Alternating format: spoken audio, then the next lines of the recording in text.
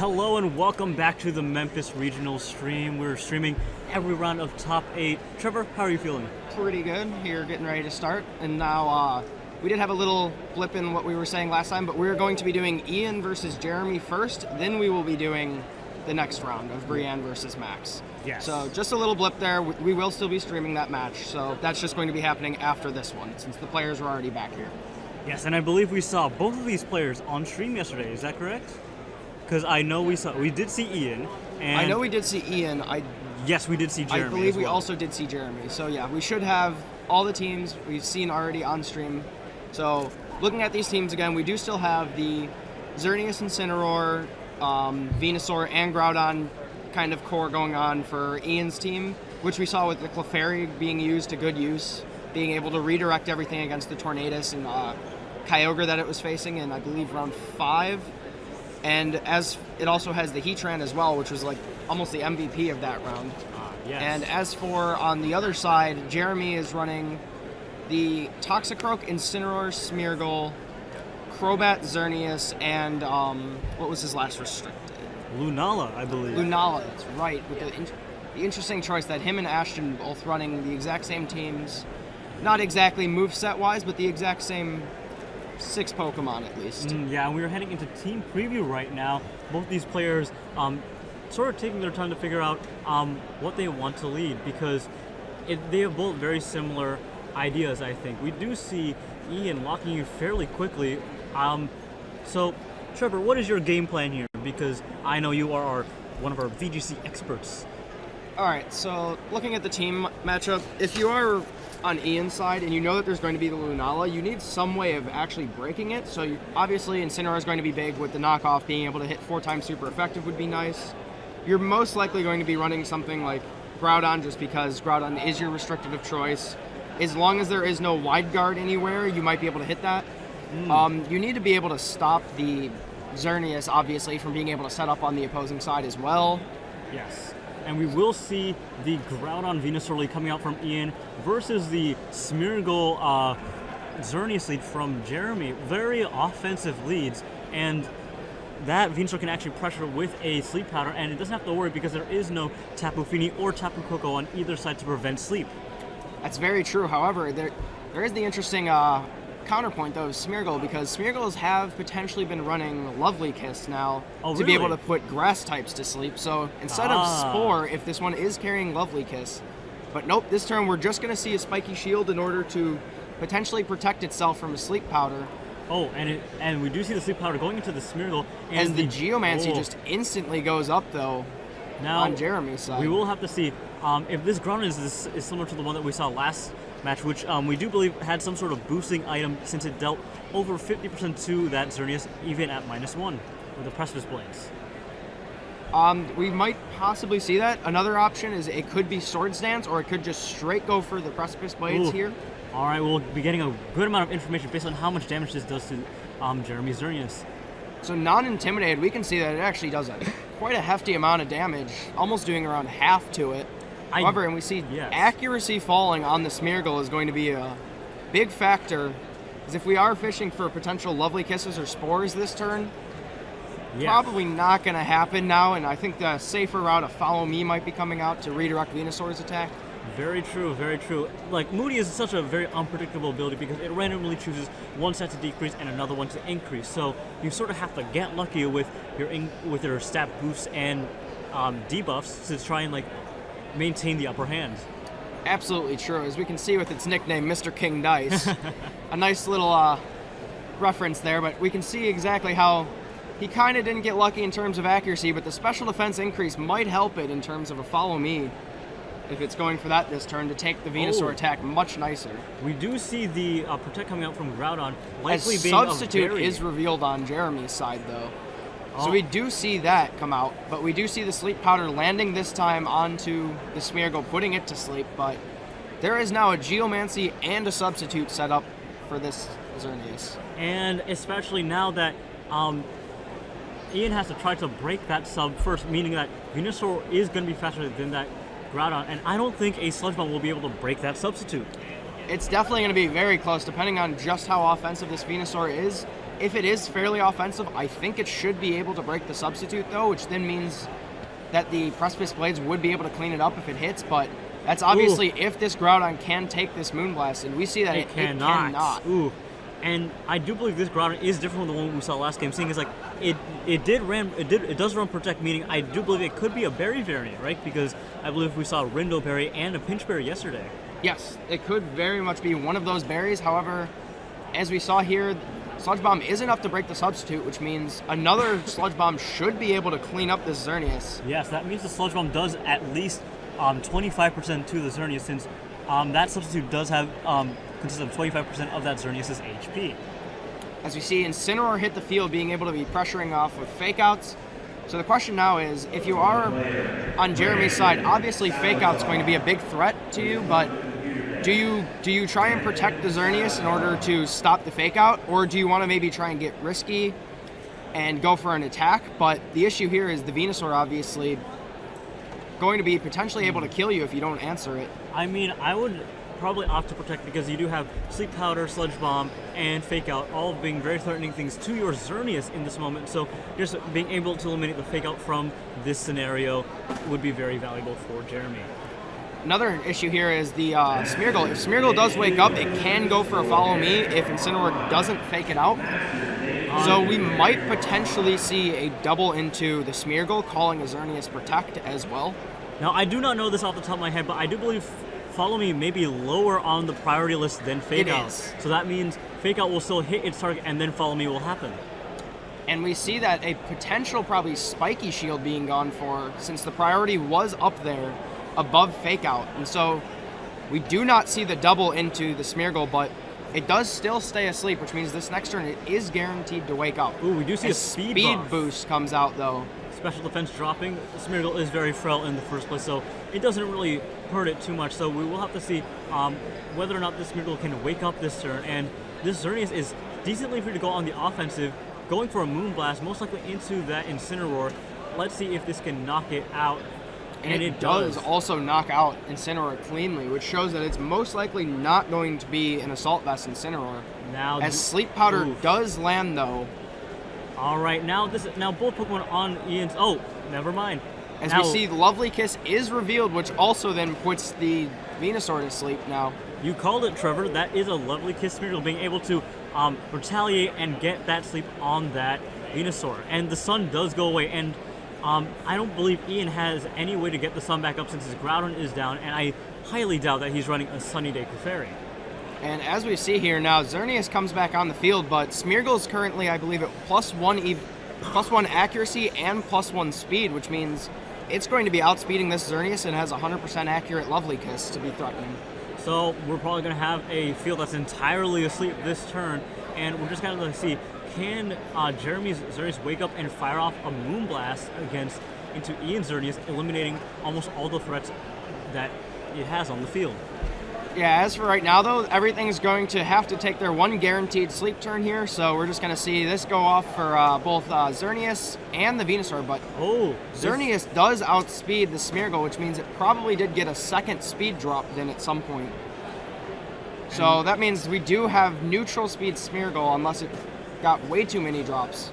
And the Geomancy giving it a +2 in its special attack, special defense, and speed. We will have to see if this Smeargle, it does decide to go for Lovely Kiss onto the Xerneas, putting it asleep, and now we're just going to have to wait to see who wakes up first. Yep. So this next turn, though, is going to definitely be the interesting part, because if Venusaur does wake up, we did just see, because Sun's gone, it is slower than the Smeargle. So there's an accuracy drop on the Smeargle, meaning that its future Lovely Kisses may or may not hit. So this is a very interesting turn. We'll just have to see if anyone decides to wake up and can actually deal some damage. Yeah, so now that we've got this kind of sleep going around across the whole team, but we do see the Smeargle retreat, potentially going for a Fake Out next turn, which Incineroar hitting the field, so we will have Fake Out pressure going into the next turn. Just in case that Xerneas gets, Ian's Xerneas gets super lucky and decides to wake up the next turn, it will still flinch due to Fake Out and not be able to. So we see Jeremy's Xerneas take its second turn of sleep, and now we'll also see the first turn of sleep for Ian's Xerneas, and then second turn of sleep for Ian's Venusaur. So this Incineroar being able to come in 100% for free and being able to press pressure with a fake out onto Ian's side, or if he feels like it, Flare Blitz that Venusaur.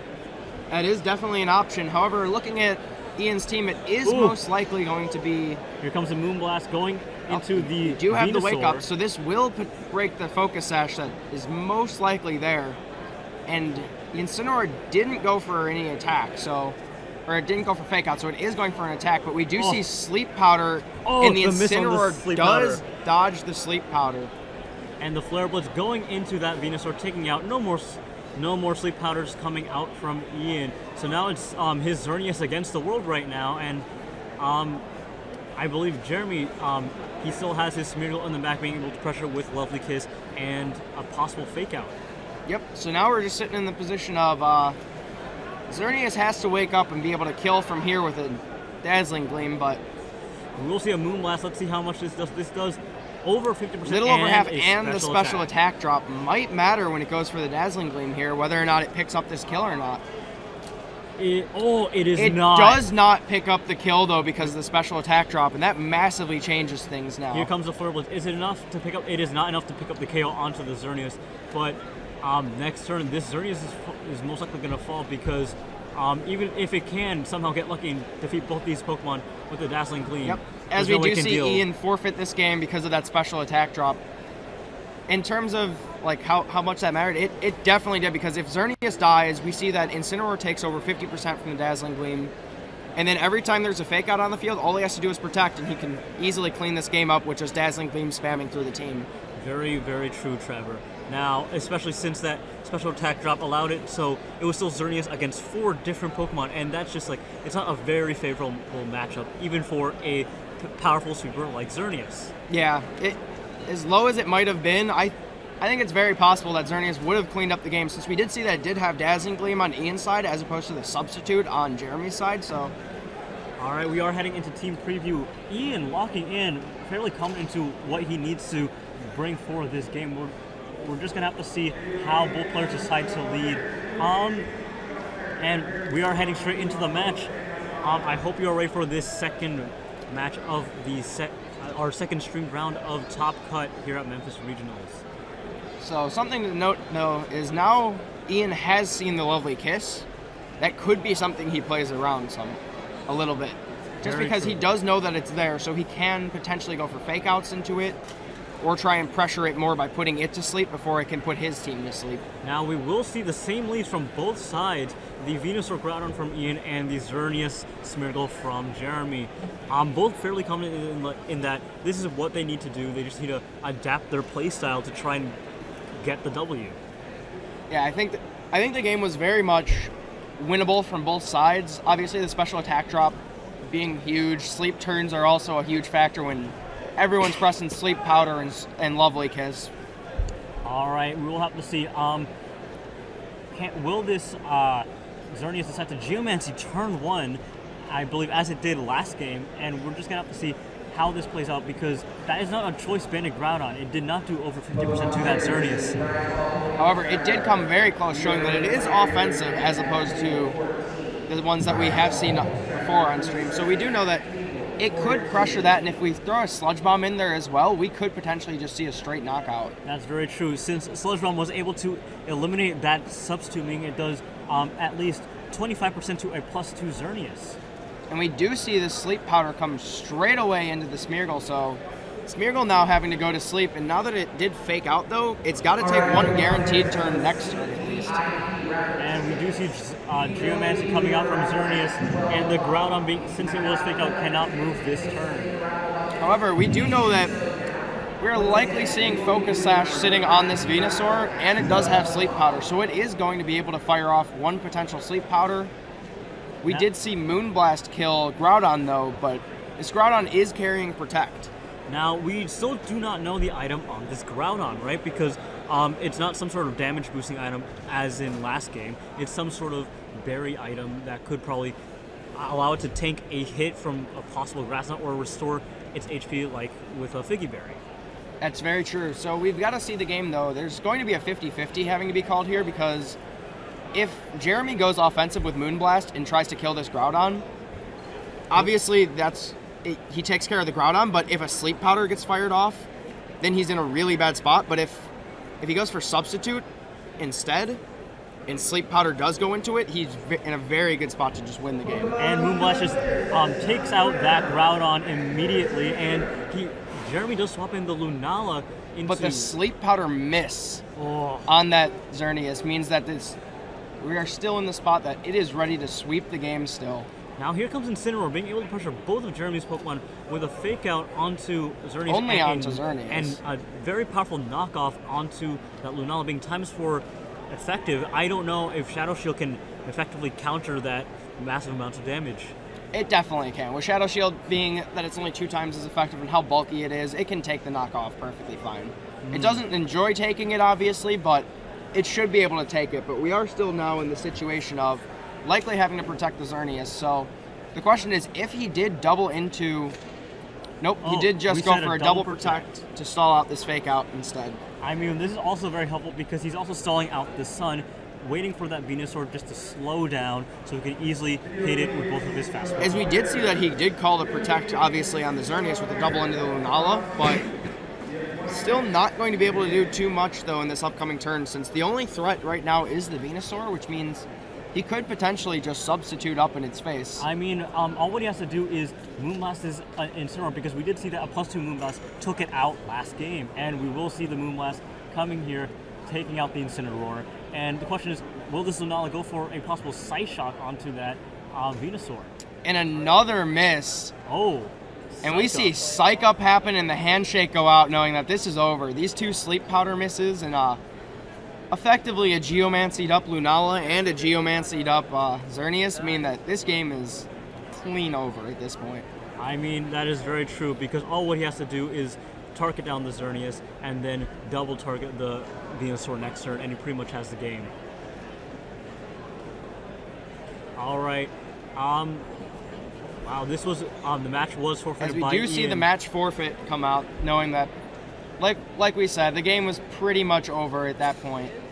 Seeing that you've got 2 Geomancied up restricteds, you've got no way of coming back from that game. The Sleep Powder misses were obviously that's something that's going to happen if you go for Sleep Powder. Is you're playing the 75% game. I mean, even Stone Edge, which has more accuracy, is known to miss more often than Sleep Powder. So yeah, there is a reason it is called Stone Miss. But the fact that, I mean, if you play the Sleep Powder game, it's obviously the same thing happens though with Jeremy. Jeremy's playing Lovely Kiss as well, so you're just rolling the dice. Yeah, but it's a bunch of dice rolling in terms of sleep turns, in terms of everything. So.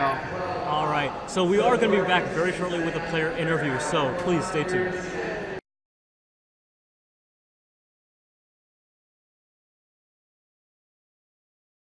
Ladies and gentlemen, we are here with Jeremy Rodriguez, your top 8 winner for this round. So how are you feeling after that round? I'm feeling pretty good. I was very, very afraid of that matchup, both in terms of the team he had and in terms of the player I know he is. Don't think I've ever actually beaten him in tournament before. Ian's just very, very good. And as you saw in Game 2, there's a lot of potential in that matchup for Sleep Powder, hits, misses, Lovely Kisses. More RNG than I was comfortable with. Yeah, Game 1 though, for sure. I know I lost track on all those boosts. I don't have the luxury of sitting there and being able to tap on it and see exactly what boosts are going on, because I had also saw at one point, I thought the Smeargle was outspeeding the Xerneas. I didn't think he'd be able to get the Geomancy up, but I did know you had the 100% accurate, but it was still, we hit the end of Game 1 of everyone's asleep and we're playing the sleep turns game. Yeah. So I was watching the boost very closely. The accuracy boost was something I was very glad to see. I did get a speed boost, which I was happy about, but then I subsequently got a speed drop, which is why the Venusaur outsped my Smeargle. I think it was a modest Venusaur. If it was timid, the speed drop didn't matter, but I think it did. And then I got another speed drop, so that's why the Zern was able to go first. I think I missed the second speed drop. I had assumed it was +1 accuracy and +1 speed, but yeah. Seeing that come out, and then the special attack drop, I think ended up cleaning the game, because I don't know what you had in the back, but I was looking at it from the perspective of Dazzling Gleam. I think Dazzling Gleam for sure kills your Xerneas, puts you into kill range the next turn on your Incineroar. He can protect on every fake out, so depending what was in the back for you, I didn't know exactly what, but Like what, So the special attack drop was definitely significant, but not for that game. No matter what, he didn't have a way to win that game. I had Lunala in the back. Lunala had Shadow Shield. That was packed. I had thought that there might have been Moon Lunala. Blast wouldn't have KO'd me. Yeah, but it did matter because I Yes. never revealed Lunala, which means he had a little bit less information going into game 2, and every little disadvantage, every little thing he doesn't know for certain is to my benefit. So the special attack drop was significant in that regard. Okay, yeah. I had assumed you most likely had second restricted in the back, but yeah, in case something else was there, yeah, there was still always the option of he could potentially return the game. But anything you want to say to people? Shout-outs? Just general shout-outs. It was pointed out to me yesterday there were a couple testing partners I forgot to mention. I'm sorry, Kyle, Living House. Animus VGC, it was a valuable testing partner. Last night I tested with a number of people. Ashton, of course, my roommate, bus buddy, arguable life partner. Yep.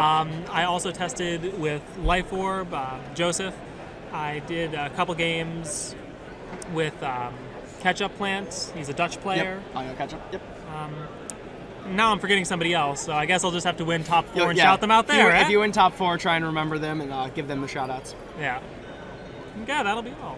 All right, so we will see you back here with top 4, and we'll be back in around 5 minutes or so for your next match of Max Simon versus Brienne Britt.